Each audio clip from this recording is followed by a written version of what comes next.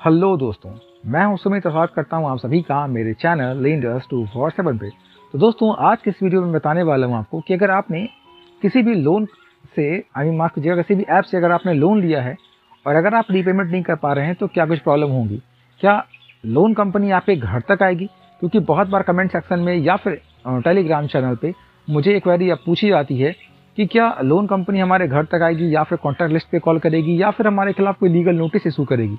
तो दोस्तों, ये सारी चीज़ें मैं बताने वाला हूँ आपको इस वीडियो में, तो वीडियो के अंत तक हमारे साथ बने रहिए। बट इससे पहले मैं वीडियो में आगे चलूँ, अगर आपने तो चैनल को सब्सक्राइब नहीं किया है, चैनल को सब्सक्राइब कर लीजिए, इस वीडियो को लाइक और शेयर कर दीजिए। और हमारे को भी सजेशंस हो तो कमेंट बॉक्स में कमेंट जरूर कर दीजिएगा। मैं आने वाले वीडियोज़ में डेफिनेटली आपके कमेंट्स को कंसीडर करूँगा। दोस्तों, आप लोग चाहो तो आप हमारे टेलीग्राम चैनल को भी ज्वाइन कर सकते हैं, जिसका कि लिंक मैंने कमेंट बॉक्स में ऑलरेडी दे रखा है। दोस्तों, अब सवाल होता है कि जब हम लोन लेते हैं तो फिर इतनी परेशानियां क्यों हो जाती हैं। तो मैं आपको बताता हूं बारी बारी से। सबसे पहले दोस्तों, आप ये सोचते हैं कि हमने लोन ले लिया और हमारे कॉन्टैक्ट लिस्ट पे कॉल क्यों आ जाता है, कॉन्टैक्ट लिस्ट से फ़ोन क्यों आ जाता है। तो मैं आपको क्लियर करूं दोस्तों। सबसे पहली बात कि आप किसी भी लोन ऐप से अगर आप लोन लेते हो तो जैसे ही आप ऐप इंस्टॉल करेंगे, आप नोटिस करते होंगे कि आपसे वो परमिशन मांग लेता है। अगर आप रूफीलो और ब्रांच को छोड़ दें तो बाकी सारे के सारे ऐप जो हैं आपसे परमिशन मांगते हैं कि आप वो परमिशन एक्सेस करवा दो अपने फ़ोन की, यानी कि वो आपके कॉन्टैक्ट लिस्ट को, मैसेज को और आपके फाइल्स को सबको एक्सेस कर लेते हैं। तो आपका डेटा, यानी कि आपका सारा का सारा कॉन्टैक्ट लिस्ट उनके पास चला जाता है। और अगर आप पेमेंट नहीं करेंगे तो फिर आपके वो कॉन्टैक्ट लिस्ट को फ़ोन करके आपको परेशान करते हैं मेंटली कि आप पेमेंट करो। लेकिन दोस्तों, इसमें अब बात भी है। अगर आप रूफीलो या ब्रांच की बात करो तो जैसे ही आप इंस्टॉल करोगे ऐप, तो आप नोटिस करोगे कि रूफीलो या ब्रांच ऐप जो है वो आपके कॉन्टैक्ट लिस्ट का डिटेल आपसे नहीं मांगता है। इसका फ़ायदा क्या होता है? इसका फ़ायदा ये होता है कि अगर आपने रूफीलो का लोन पे नहीं भी किया लंबे टाइम तक, तो भी वो आपके कॉन्टैक्ट लिस्ट को कॉल नहीं कर पाएंगे।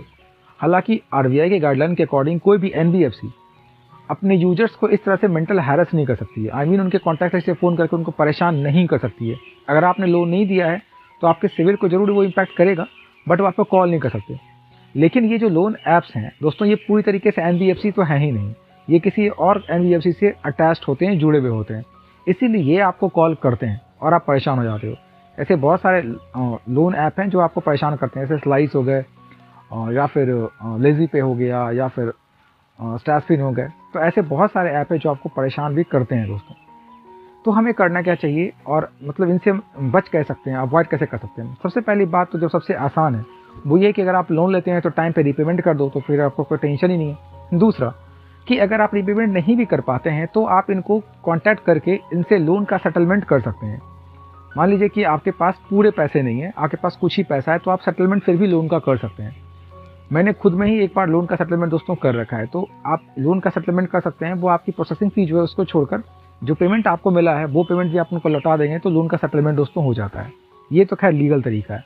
लेकिन और भी क्या तरीके हो सकते हैं जिससे कि आपको कोई डिस्टर्बेंस ना हो, आपके कॉन्टैक्ट लिस्ट को कोई कॉल ना जाए या फिर आपको कोई कॉल ना जाए। इनसे बचने का और भी तरीका क्या हो सकता है, तो मैं आपको बताता हूँ। सबसे पहले दोस्तों, वो करना क्या है।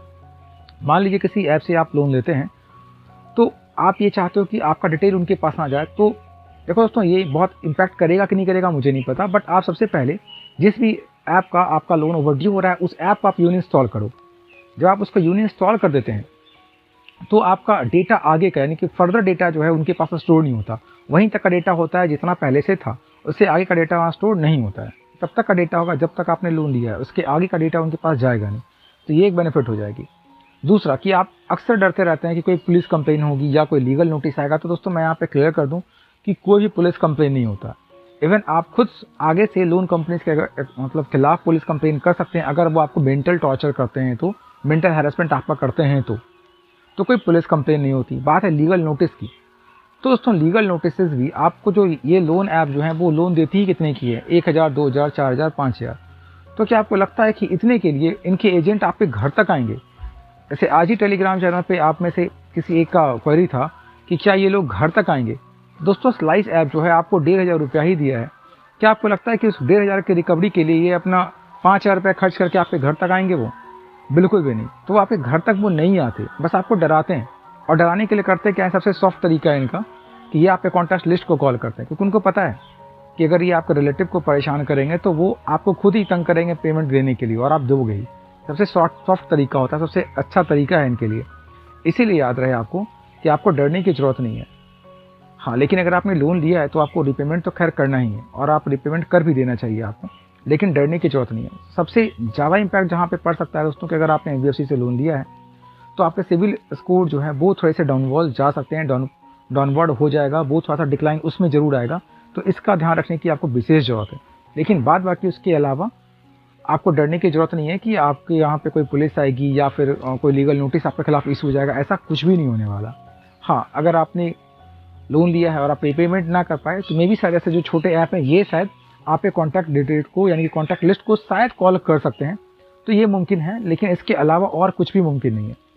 तो आप इससे बचने का तरीका और भी निकाल सकते हैं। अगर आप अगले बार अगर आप जब भी लोन लो तो आप ऐसे कॉन्टैक्ट लिस्ट को पहले अपने फ़ोन से रिमूव कर दो, तो ना वो नंबर रहेगा, ना आपको कोई परेशानी होगी। तो इस तरीके से भी आप इसका इस्तेमाल दोस्तों कर सकते हो। तो मैं उम्मीद करता हूँ दोस्तों कि मैंने सारी इन्फॉर्मेशन आपको प्रोवाइड करवा दी है। तो अगर आपको वीडियो अच्छा लगा तो वीडियो को लाइक शेयर और सब्सक्राइब कर लीजिए चैनल को।